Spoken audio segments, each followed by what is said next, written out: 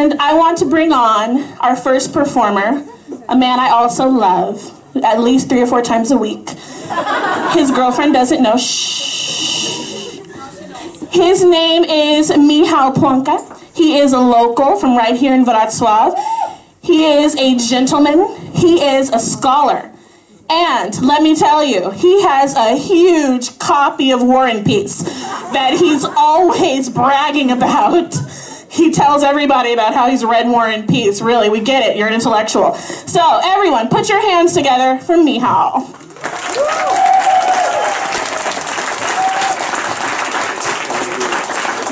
Thank you. Thank you. Good evening, boys and girls. This is a great turnout. I'm glad that you all made it here. I understand that there's a protest outside, so still thank you for coming over. Because you had a choice, either protect democracy or come here. So thank you for making the right call. You know, when people ask me about my political views, I tell them that I'm in favor of dictatorship, but only if I get to be the dictator. So listen, there's a couple of good things that we gotta talk about tonight.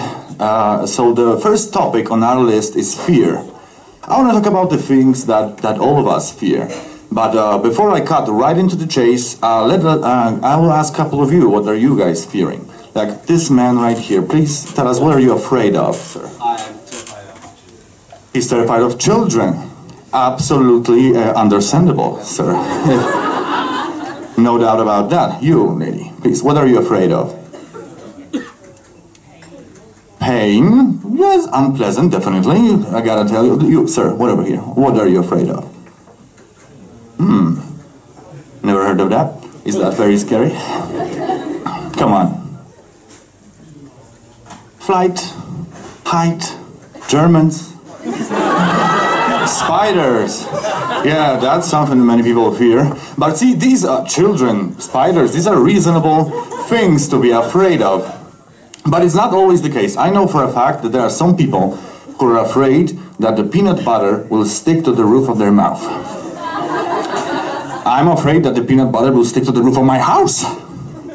Yes, but you know something? An American writer, Patrick Rothfuss, he once said that a wise man only fears but 3 things: a sea at storm, a night with no moon, and an anger of a gentle man. What? Anger of a gentle man right next to a fucking sea storm?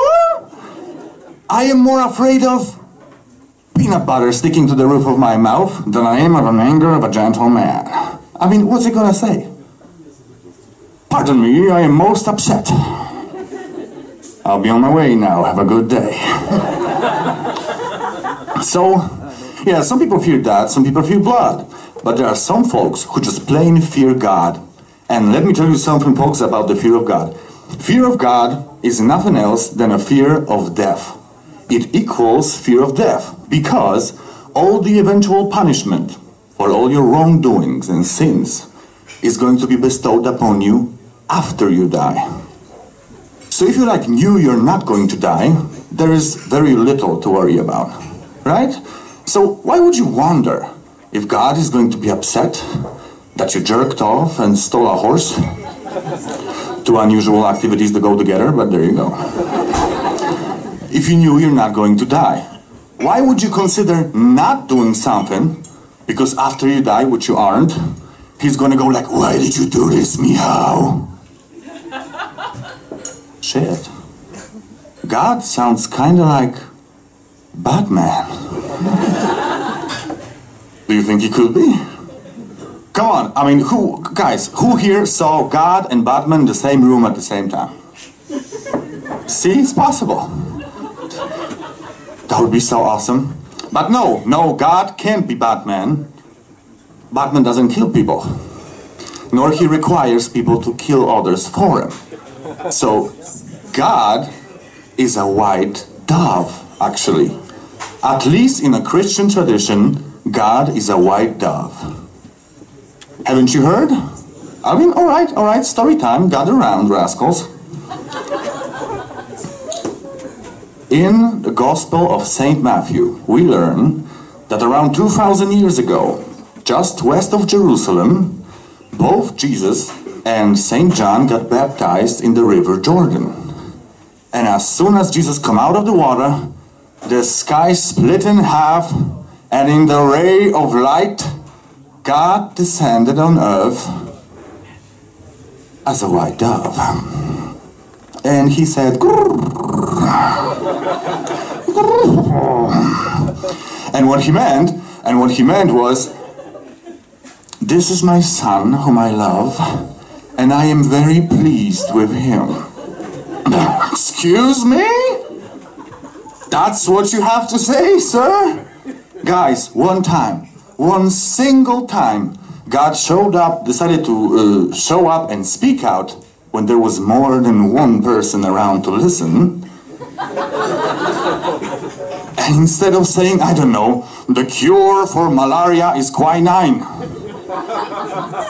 or the men and women are equal, or even watch out for the fucking Crusades. No, instead he goes, bravo, Jesus. Like that suburban dad on his son's Little League football match, going, you're doing great, Kyle. But the kid cannot even fucking run straight. And hey, why does he look like a dove? Why is he a white dove? We were told that he created us on his own image and likeness, and I am so not a fucking dove. So why this one time he decided to visit Earth, he showed up as a fucking soap logo? A cosmetics brand, Dove, Jesus, love. Yep. And then what? And then they had a party by the river. What a party that was, guys. Jesus turned the entire Jordan River into wine. Yes, he said, fuck it, I'm the Lamb of God. And it's true, it's in the Bible, go check. Everybody got drunk. Everybody wanged. Everybody junked. And after the blokes, you know, the folks, after they got drunk, they also got a little frisky, a little playful. So the Pharisees, they were talking to St. John. They were like, hey, Johnny, get over here. Okay, Johnny, listen. So we pay, okay, it's on us, but you make the call, all right, Johnny? I was like, no, man, why me? I don't want to call that. And he's like, no, because you're a good talker, Johnny, all right? It's on us, but you call. I was like, okay, Jesus. All right, okay.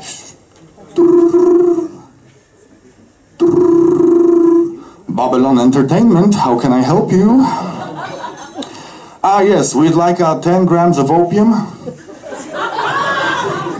2 racing camels, and a whore of Babylon. Jesus' baptism party. St. John. All right. The whore of Babylon, folks. Imagine that there actually is a biblical character called the whore of Babylon. The mother of all prostitutes, the queen of all sluts, and the biggest abomination of earth. Try to think for a second. What did the lady have to do to deserve that title? Sasha Grey could easily be the Virgin Mary next to that one. Yeah, so you say it's a fear of death rather than a fear of God. And it's that particular phobia that we all have, and all the species on Earth have, that made us invent the entire afterlife mythology, right? Fear of death. I mean, fear. What better way to make someone accept their shitty life, if not to convince them there's a better one waiting afterwards if they don't riot, right? So, but that's where it comes from, fear of death, of the unknown. And what is less known to us than death? Nobody knows what's happened when we die. I mean, I know. A friend told me, after you die, first thing that happens, you go to heaven and you watch a movie of your whole life with Jesus. These are the facts about death. Yes, you die, you instantly reappear in a beautiful cloud theater. There's a nice black lady at the register. She calls you over with a ticket, like, there you go, sugar. room number 100,075,000,000. But you gotta find Jesus first. It shouldn't be too difficult, he's everywhere, right? So you go ahead and you find Jesus and you go to the room and you watch a lovely 80-year-long movie that you both already saw.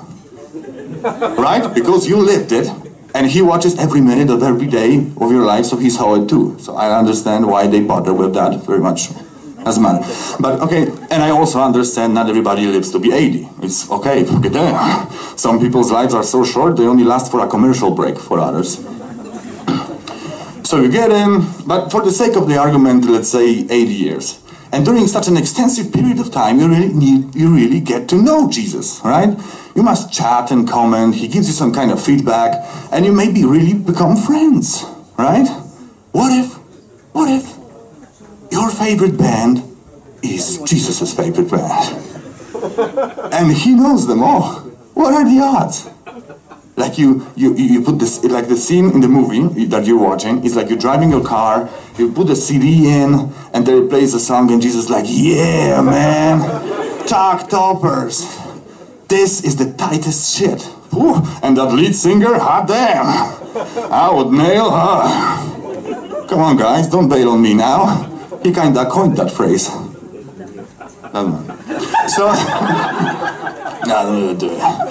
and so, yeah, oh, that would be nice. Thank you, that one person who loved it. Yeah, woo! But above that, I wonder if he laughs at you. Can he keep like a straight face all the time when you do something dumb during your life? We all did plenty of funny shit, right? So like, okay, a true story. Like one time in my life, I was walking back home from work, and there was a guy who had a bike accident right next to me. And as he was going past me, his front wheel just drove off. And he went, still walking, yeah. Just totally face planted there. I mean, back then I rushed in to see if he's alright, but that just makes me laugh ever since. So I wonder if he's watching his movie with Jesus, will the Jesus go like, ha, what a retard? I'm sorry, son. Okay, so I have, guys, alright. I have a story from my life that I know it will make Jesus laugh, or at least chuckle and spill his drink. And it's like one of the very few first memories that I have. I was maybe like 5 years old, and at the preschool we had a costume event. And I wanted to, go as, change and to go as somebody tough, like G.I. Joe, or Zorro, or Kim Jong-il, somebody tough. But I didn't have this tough to look quite as Kim Jong-il, so I decided I will ask my dad for help. And guys, my dad is not a drinker, but that night he had a few drinks. So I went into the kitchen where he was, and I was like, Daddy, I don't know what I should go as. And he looked straight in the face of his 5-year-old son, and he said, son, put a condom over your head. And you will go as the biggest dick on the party. Yeah, but these are just minor drawbacks, right? This movie's for you. It's for you. So we can once again witness the marvelous moments of your life in HD. Like the day you proposed to your girl and she said yes. Beautiful. Or the birth of your first child. Or every single time you smelled your own fart. On purpose. And you loved it. You guys, you know what's the best thing about the Jesus movie? Do you recognize how you always wanted to know who's gonna go to your funeral? That's the scene after the credits. So roll the credits. Thank you.